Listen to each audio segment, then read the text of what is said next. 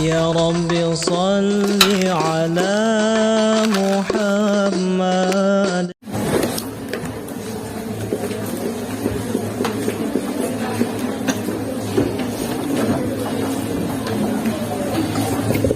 Bismillahirrahmanirrahim. Alhamdulillah wassalatu wassalamu ala Rasulillah wa ala alihi wa sahbihi wa mawala wa ba'du.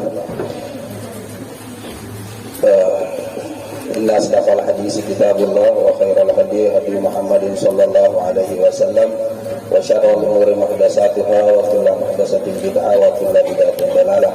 Rabbi yassir wa la tu'assir, rabbi tammim bi khair. Halaman berapa? 16. Bilang qala al-musannif rahimahullahu ta'ala wa nafa'ana bi-ilmihi wa barakatihi fid dharain amin. Ya.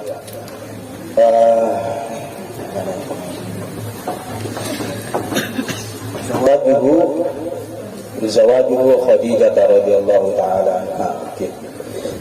Coba baca. Dalilah. Mana? Sorry, Pak Dalilah. Ya, silakan. Ya.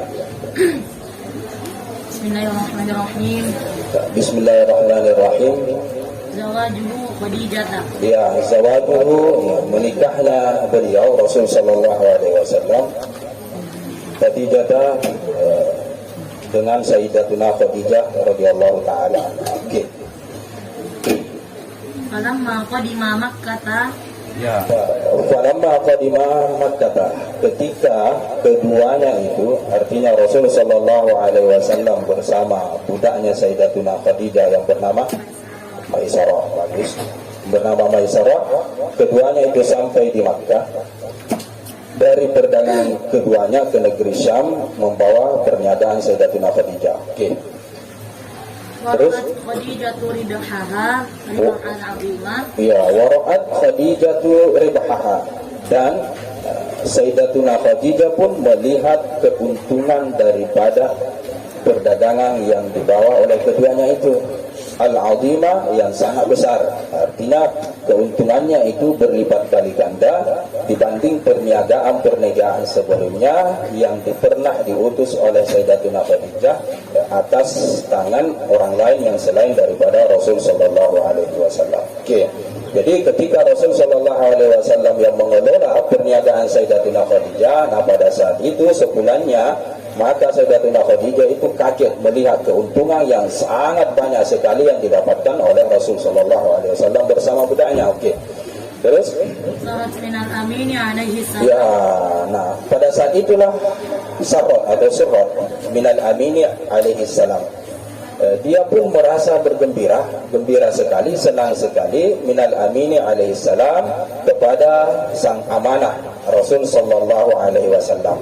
Jadi ketika melihat keuntungan yang luar biasa, Sayyidatuna Khadijah pun merasa sangat senang atas apa yang telah dilakukan atau jeripaya daripada Rasul sallallahu alaihi wasallam pada saat itu. Oke.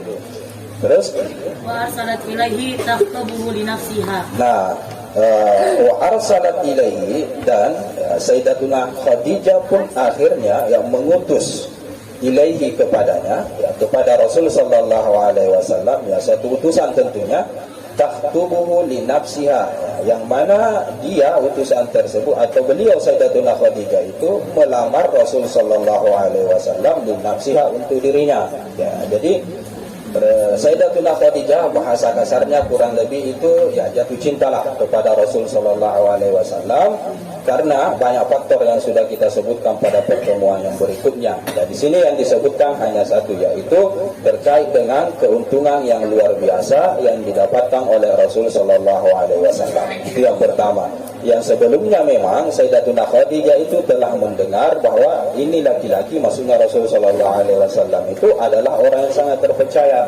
Artinya terkenal di kalangan masyarakat pada saat itu sebagai orang yang al-amin. Nah, itu yang kemudian memotivasi dia atau yang membuat dia tertarik untuk menyewa, bahasa kasarnya seperti itu, Rasul sallallahu alaihi wasallam untuk mengelola perniagaannya. Nah, itu yang pertama. Nah, ternyata ya, sepulang dari Syam, ya, sepulang dari Syam dan kembali membawa keuntungan yang sangat luar biasa. Nah kemudian rasa keterpercayaannya itu kemudian bertambah lagi. Jadi sebelumnya dia sudah percaya, desas-desus cerita orang bahwa Rasul Sallallahu Alaihi Wasallam orangnya itu Al-Amin.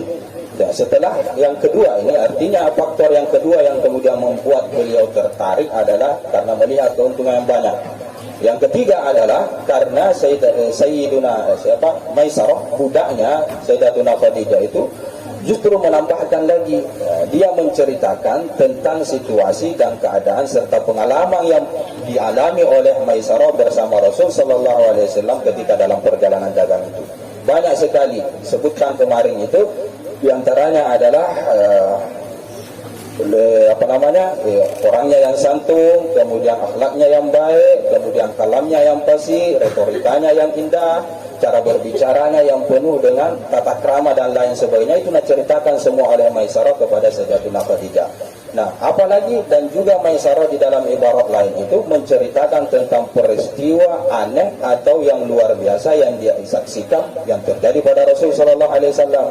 Kalau di dalam kitab Rahiqul Maktum itu dikatakan Maisarah juga menceritakan bahwa Rasul Sallallahu Alaihi Wasallam dalam perjalanan perniagaan itu dinaungi oleh para malaikat. Nah, sudah banyak nih faktor ini yang kemudian membuat hati Sayyidatuna Khadijah itu tertarik kepada Rasul Sallallahu Alaihi Wasallam.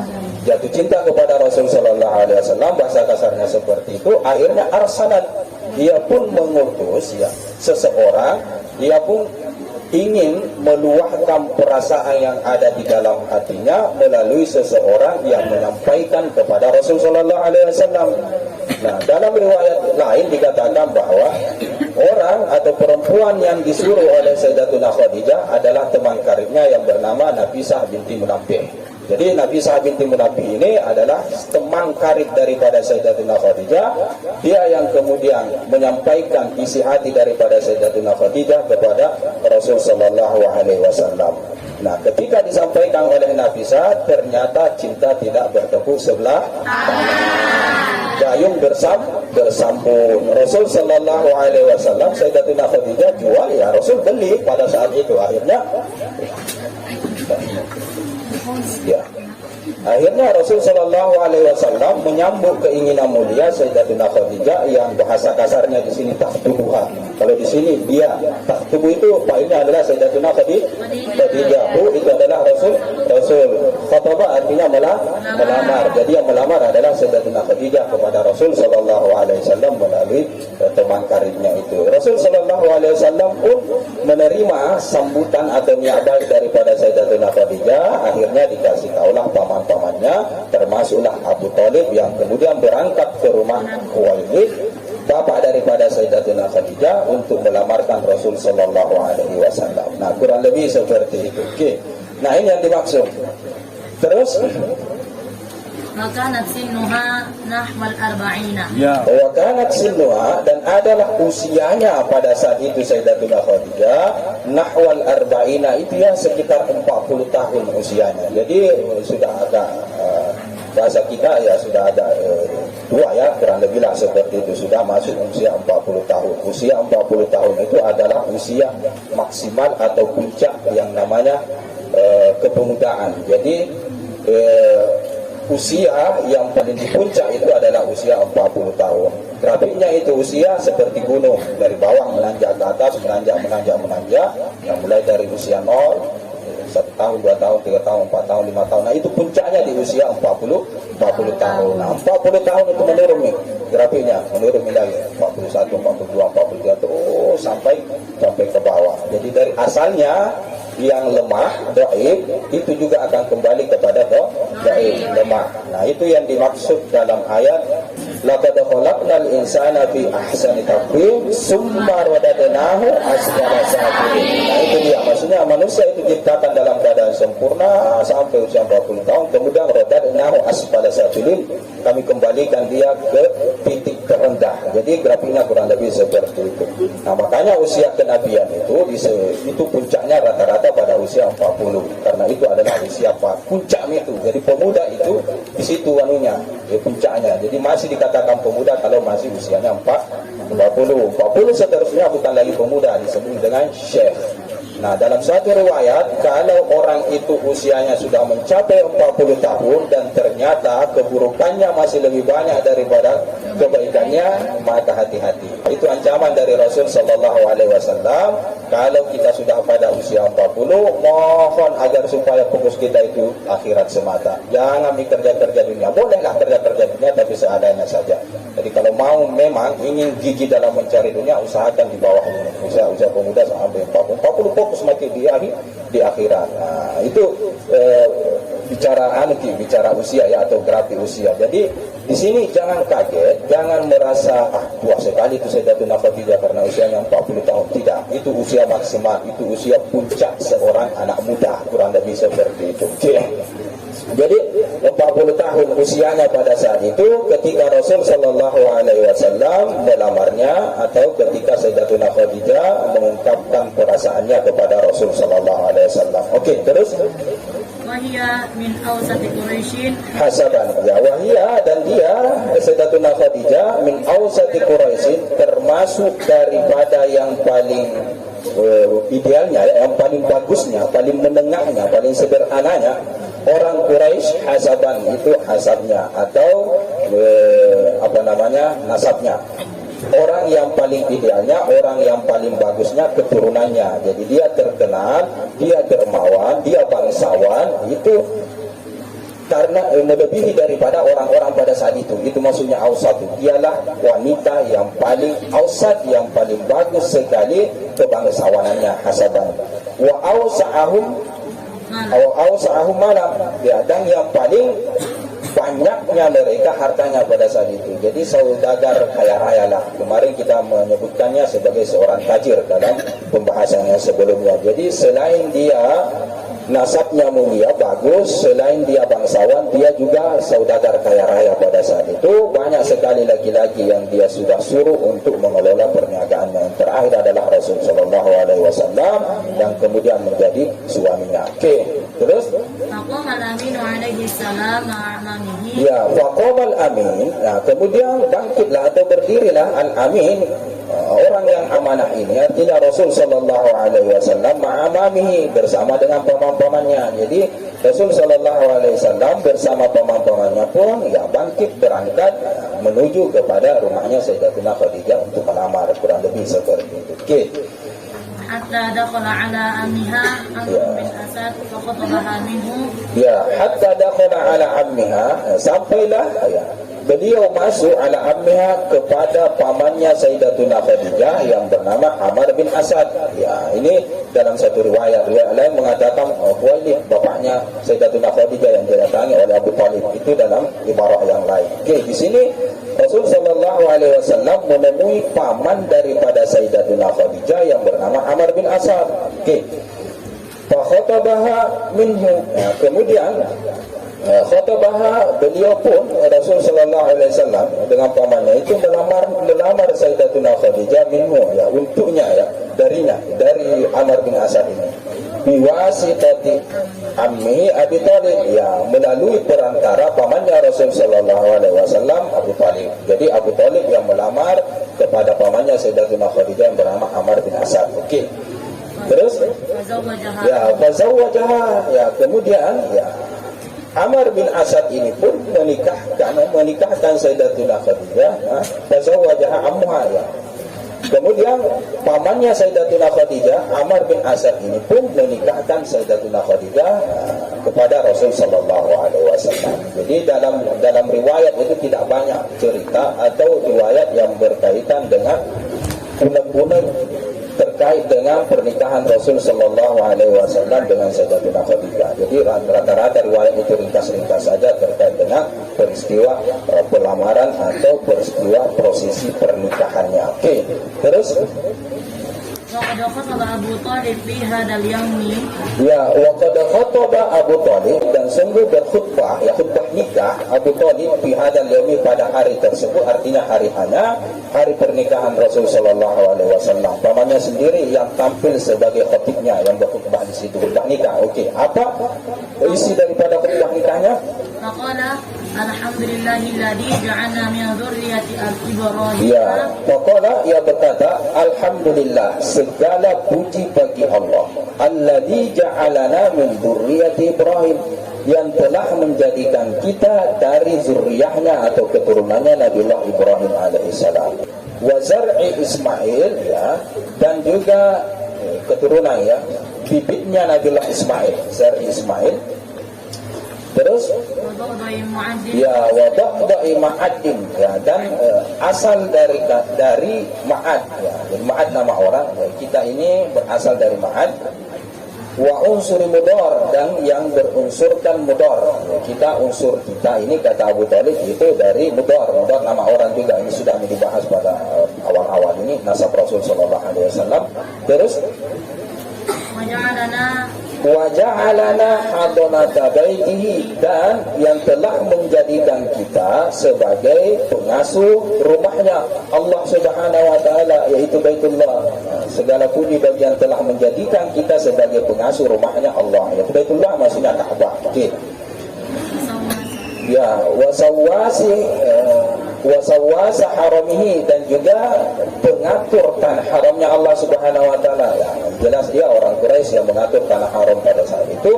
Wa ja'alahu lana baitan mahjuban. Wa ja'alahu, dan Allah menjadikan lana bagi kita baitan, suatu rumah mahjujan, yang dihajikan, artinya Baitullah.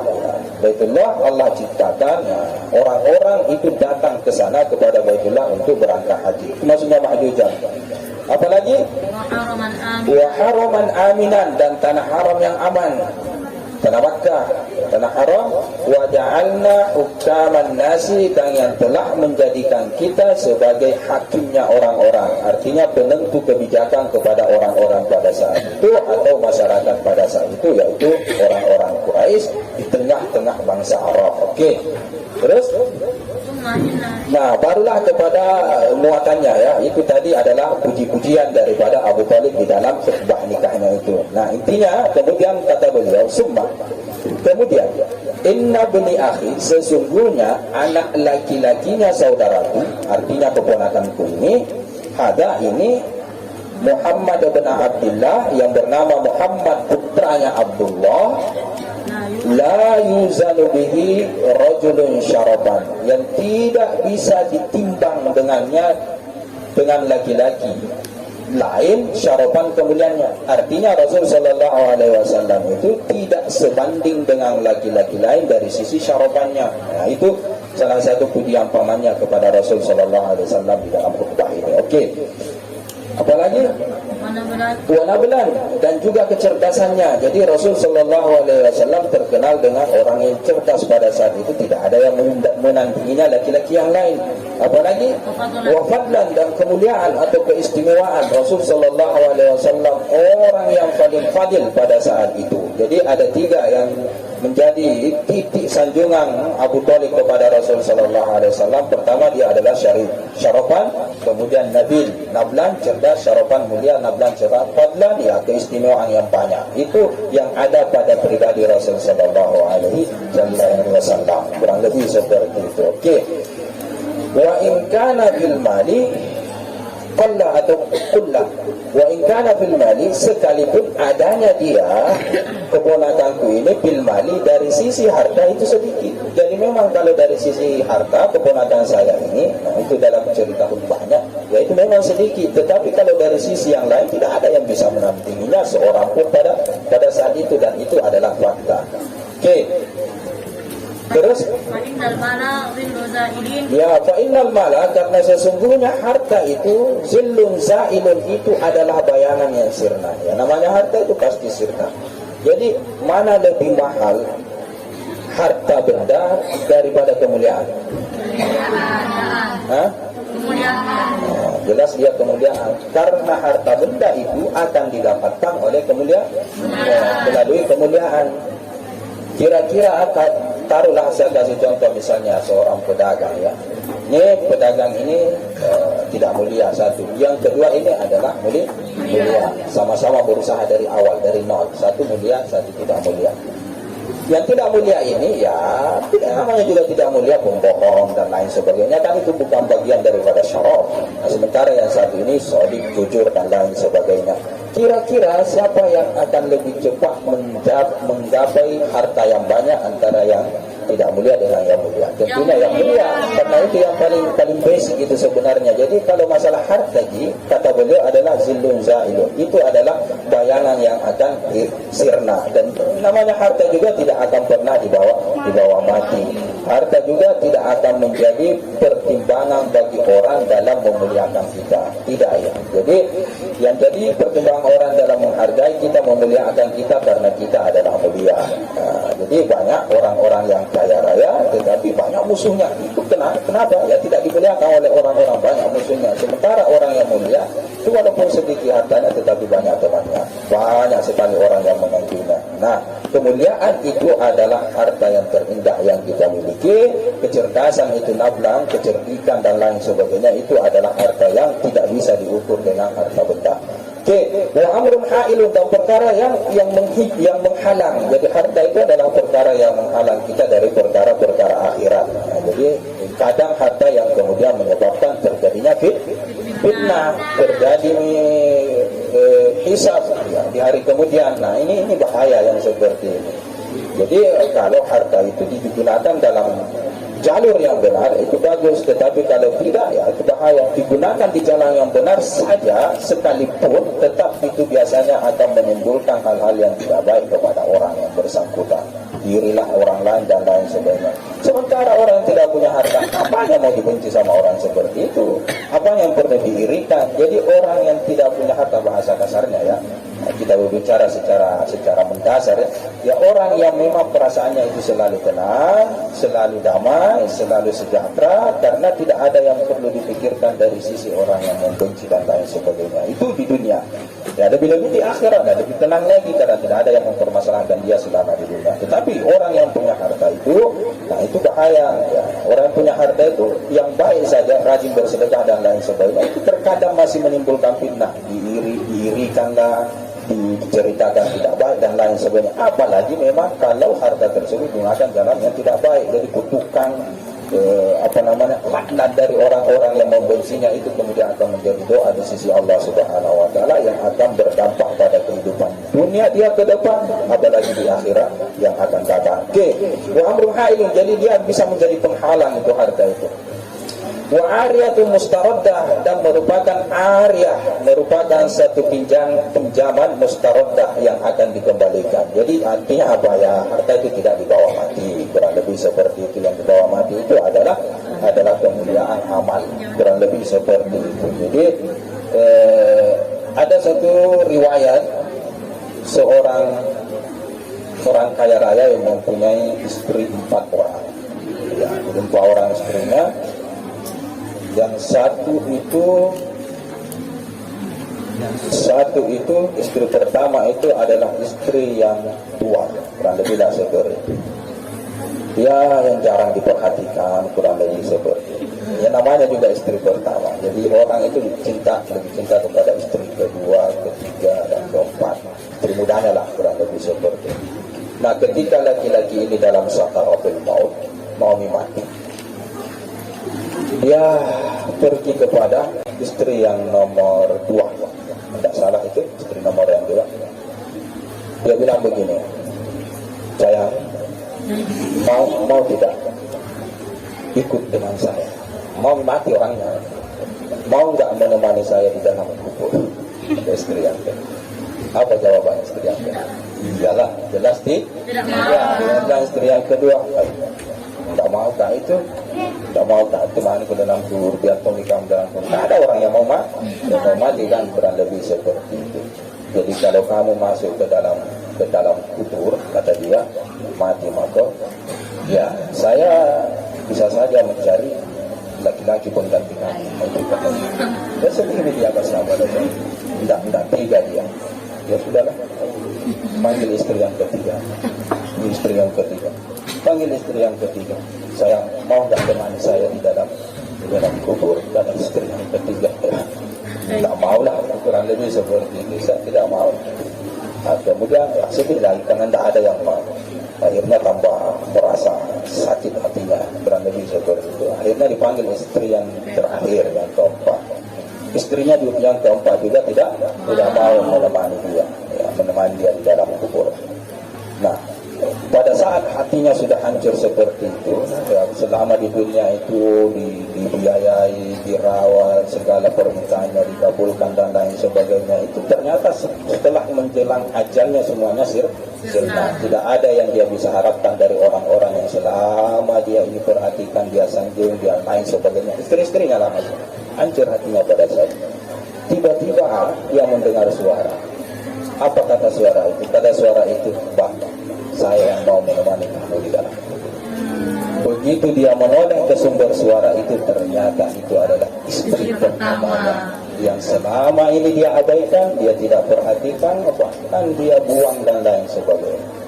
Pada saat itu dia baru menyesal. Dia tersadar bahwa ternyata istri pertama atau cinta pertama itulah yang dibawa mati, kurang lebihlah seperti itu. Jadi dia kesimpulannya begitu dalam cerita itu, kesimpulannya. Nah, kemudian dalam kitab itu yang memuat riwayat itu, yang saya pernah terbaca kisah itu, katanya begitulah perumpamaan orang-orang yang meninggal. Dia akan meninggal, dia akan yang bersama dia pada saat hidupnya itu ada 4. Ya, 3 ini tidak akan mau bersama kita di dalam kubur. Ada 1 yang mau di dalam kubur. Dan ternyata yang mau ini adalah amal soleh, amal kebaikan kita selama kita di dunia. Ini istri pertama. Itu istri pertama kita adalah amal soleh kita. Dan jarang sekali orang memperhatikan kebaikannya, ibadahnya selama di dunia, padahal dia yang akan menemani kita di dalam kubur. Istri kedua itu adalah harta. Jadi harta itu yang akan diambil oleh orang lain. Nah, itu yang gambarannya tadi, dia mau kawin lagi dengan laki-laki lain dan lain sebagainya. Yang ketiga dan keempat apa ya? Ada yang tahu? Ya, kecantikan ya. Lupa. Yang jelasnya aku lupa itu yang 2 itu. Yang jelas yang saya ingat itu istri pertama dan istri kedua. Istri ketiga, keempat itu. Kalau tidak salah itu ada kaitannya dengan fisik, kecantikan dan kemuliaan dan lain sebagainya. Itu mungkin maksudnya itu. Apa yang saya maksud di sini? Ariyatul mustarodah. Harta itu adalah suatu pinjaman yang kelak akan dikembalikan kepada Allah Subhanahu wa taala. Artinya apa? Artinya tidak dibawa matematik ya. Allah lagi yang atur itu kepada generasi setelah kita meninggal. Oke. Wahwa terus wahwa dan dia Rasul sallallahu alaihi wasallam atau keponakan saya, ba'da hadza, setelah ini, lahu naba'un azim. Dia itu mempunyai naba'un, berita yang sangat besar. Artinya Abu Thalib itu sudah ada tanda-tanda di dalam diri dia bahwa keponakannya ini bukan orang sembarang. Dia sudah ada tanda-tanda. Ini keponakan saya ini, entah dia jadi nabi atau jadi apa. Sudah ada bayangan dalam Abu Thalib. Makanya di sini dia berani mengatakan begini, keponakan saya ini, dari sisi harta dia tidak punya apa-apa, tetapi syarat nablan dan fadlannya luar biasa, dan dia kelak akan ada pada dia suatu berita yang sangat besar. Nah, apa dia diangkat menjadi nabi, kurang lebih seperti itu. Wa khatarun jalilun, ya, dan khatarun jalilun, dan dia memiliki dan dia memiliki khatarun jalilun, yaitu perkara yang sangat luar biasa. Perkara yang sangat luar biasa, atau bahasa kita, dia akan mempunyai makanah, posisi di kemudian hari yang kita tidak akan pernah sangka-sangka. Ya, diangkat menjadi seorang nabi yang kelak akan menjadi penguasa dunia, kurang lebih seperti itu. Oke. Wa qad khataba ilaikum, dan sungguh dia melamar kepada kalian, raghabatan, karena ingin, suka, fi karimatikum, pada perempuan mulianya kalian, itu Karimah, maksudnya Sayyidatuna Khadijah. Siapa? Khadijah, Sayyidatuna Khadijah. Jadi dia ingin melamar kepada kalian karena suka kepada anak perempuan kalian yang mulia yang bernama Khadijah. Itu kata Abu Talib. Okey. Wa qad badala laha minas sadaqah. Ya, wa qad badala, dan sungguh dia telah memberikan laha kepadanya, kepada Sayyidatuna Khadijah, minas sidaqi, berupa mahar kada sekian. Wa ala dalika tamal amru, dan atas yang demikian itu sempurnalah perkaranya. Artinya ya selesailah ceritanya. Jadi Rasul sallallahu alaihi wasallam pun mempersunting Sayyidatuna Khadijah, menikahi Sayyidatuna Khadijah, dan dialah orang pertama atau perempuan pertama yang dia nikahi semasa hidupnya, dan orang yang meninggal lebih dulu daripada Rasul sallallahu alaihi wasallam. Dan kemudian Rasul sallallahu alaihi wasallam beristri lain. Jadi Sayyidatuna Khadijah salah seorang yang sangat dicintai oleh Rasul sallallahu alaihi wasallam. Salah satu bentuk kecintaannya yaitu dia tidak memadukan Sayyidatuna Khadijah, Sayyidatuna Aisyah tidak memadunya. Nah, itu kan satu pertanda bahawa Sayyidatuna Khadijah itu sangat dicintai oleh Rasul sallallahu alaihi wasallam. Jelas itu orang pertama kita dalam kehidupan kita hidup secara susah dan suka dukanya kita lewati, maka itu akan melahirkan perasaan cinta yang saling mengikat antara satu dengan yang lain. Nah, itulah Sayyidatuna Khadijah. Jadi Sayyidatuna Khadijah itu selalu disebut oleh Rasul sallallahu alaihi wasallam, bahkan sampai meninggalnya masih disebut-sebut oleh Rasul sallallahu alaihi wasallam. Bahkan saling cintanya itu Sayyidatuna Khadijah itu pernah terbang malam dia cari suami. Sayyidatuna Aisyah terbang malam dia cari suaminya kemana Rasul sallallahu alaihi wasallam. Setelah dia cari-cari ternyata dia sedang berdiri di kuburan Sayyidatuna Khadijah. Itu saking cintanya sampai mati masih hangat cintanya lah, kurang lebih seperti itu kepada Sayyidatuna Khadijah. Suatu ketika Sayyidatuna Aisyah ngambek. Ya, Sayyidatuna Aisyah ini terkenal manja orangnya. Dia selalu perasaan cemburunya itu terlalu tinggi. Jadi kenapa ya? Karena Rasul sallallahu alaihi wasallam ini walaupun Sayyidatuna Khadijah itu sudah tiada, dia kadang sibuk selalu menyebutkan Sayyidatuna Khadijah. Bahkan saking cintanya ya, apa saja yang berkaitan dengan Sayyidatuna Khadijah itu selalu dibesar-besarkan, selalu diagung-agungkan oleh Rasulullah. Anaknya, saudaranya pernah datang, tahun tak salah temannya Sayyidatuna Khadijah itu datang ke rumah Rasul sallallahu alaihi wasallam. Itu bentuk pemuliaan Rasul sallallahu alaihi wasallam luar biasa sekali kepada temannya Sayyidatuna Khadijah. Nah, itu kemudian yang membuat Sayyidatuna Aisyah cemburu. Nah, puncak kecemburuannya itu Sayyidatuna Aisyah ketika dia selalu sebut Sayyidatuna Khadijah. Akhirnya tidak sengaja Sayyidatuna Aisyah itu terlontar kata-kata yang boleh dikata tidak baiklah, yang menyinggung perasaan Rasul sallallahu alaihi wasallam. Jadi kata Sayyidatuna Aisyah, ma li hadzal ajuz, pada mata apa ini perempuan tua ini, ya, kurang lebih bahasa kasar saya seperti itu kalau mau diartikan. Ada apa ini dengan perempuan yang tua ini yang selalu disebut-sebut, padahal Allah sudah menggantikan sesuatu yang lebih baik daripada dia, maksudnya dia lah ya, sudah gantikan, jangan disebut-sebut lagi. Jadi kecemburuannya itu tinggi memang. Jadi tidak sengaja tiba-tiba terlontar kata-kata yang seperti itu. Mungkin karena sudah puncaknya akhirnya terlontar kata-kata yang seperti itu. Jadi Rasul sallallahu alaihi wasallam mendengar itu, ya jelas perasaannya hancur, perasaannya merasa berkumpul. Akhirnya dia pun bersuara kepada saya, apanya yang lebih mulia daripada dia? kata Rasul sallallahu alaihi wasallam. Tapi ini jangan diambil, jangan apanya yang lebih mulia daripada dia?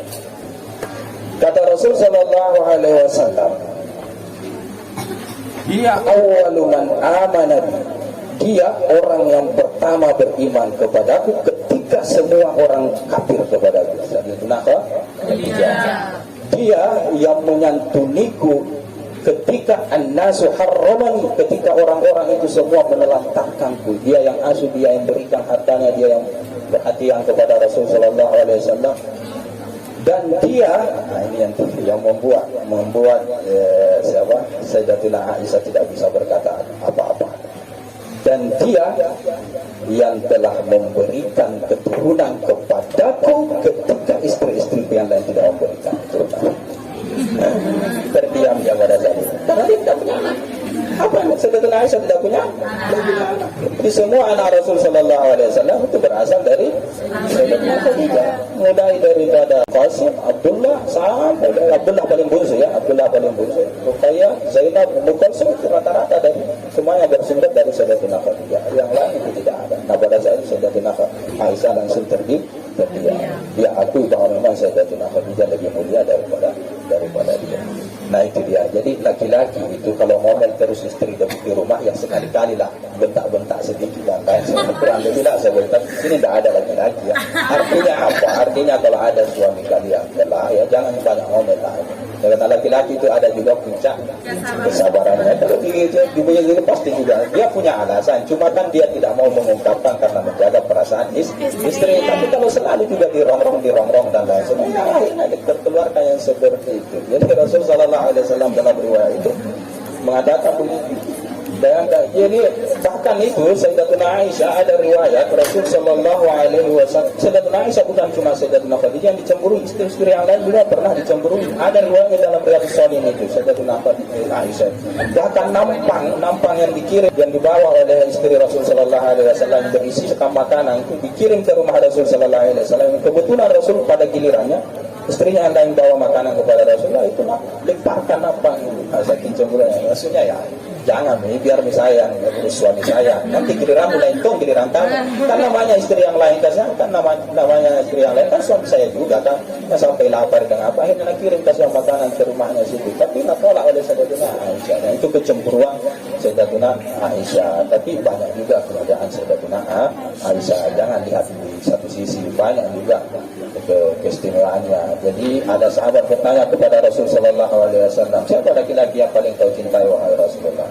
Kata Rasul Sallallahu Alaihi Wasallam, laki-laki yang paling saya cintai adalah Abu Bakar, dan perempuan yang paling saya cintai adalah anaknya Abu Bakar, Sayyidatina Aisyah. Jadi ada juga sisi positifnya. Jangan lihat yang negatifnya. Artinya apa? Kalau dari sisi status kemuliaan tetap Sayyidatina Khadijah lebih mulia. Bayangkan diusir, dianiaya. Siapa yang menghibur dia? Sayyidatina Khadijah. Ketika dia menerima wahyu pertama sampai menggigil kedinginan, siapa yang menyelidiki dia? Istri yang tercinta Sayyidatina Khadijah. Ketika diusir, dianiaya, pikirannya itu sudah buntu. Siapa yang menghibur dia? Sayyidatina Khadijah. Ini kata Rasul Sallallahu Alaihi Wasallam, suka duka saya lewati bersama Sayyidatina Khadijah. Sementara suka duka yang sangat parah di awal-awal dakwahnya itu tidak dilalui oleh Rasul Sallallahu Alaihi Wasallam bersama istri-istri yang lain. Hanya Sayyidatina Khadijah alaihissalam. Makanya sepeninggal Sayyidatina Khadijah, tahun kematian Sayyidatina Khadijah dicatat dalam sejarah sebagai Amul Hazan, yaitu tahun duka Rasul Sallallahu Alaihi Wasallam, karena Sayyidatina Khadijah, istri yang tercinta yang selama ini mengayomi, ternyata sudah meninggalkan beliau. Nah begitu dia anak-anakku sekalian, kalian adalah perempuan, jadi usahakan tolong kalau punya suami nanti kelak di kemudian hari, berusahalah untuk selalu menghibur, memotivasi, mendorong, memberikan semangat suami. Jangan ikut meruntuhkan semangat suami. Begitu kalau ini sahabat kita, dia memang begitu kehidupan. Tenang, santai mati bang. Begitu. Jangan mentong kamu bang. Apa yang terjadi? Wah, jangan begitu. Ya harus motivasi. Kurang lebih seperti itu. Oke, sampai ini. Ya, sampai di sini saja dulu pembahasan kita. Nanti kita lanjut pada pertemuan yang selanjutnya tentang binaul baiti. Oke, baca doa. Bismillahirrahmanirrahim. Ya Rabbi bil Mustafa balik maqasidana waghfir lana ma madaya wasi'al karami. Ya Rabbi bil Mustafa balik maqasidana waghfir lana ma madaya wasi'al karami. Ya Rabbi bil Mustafa balik maqasidana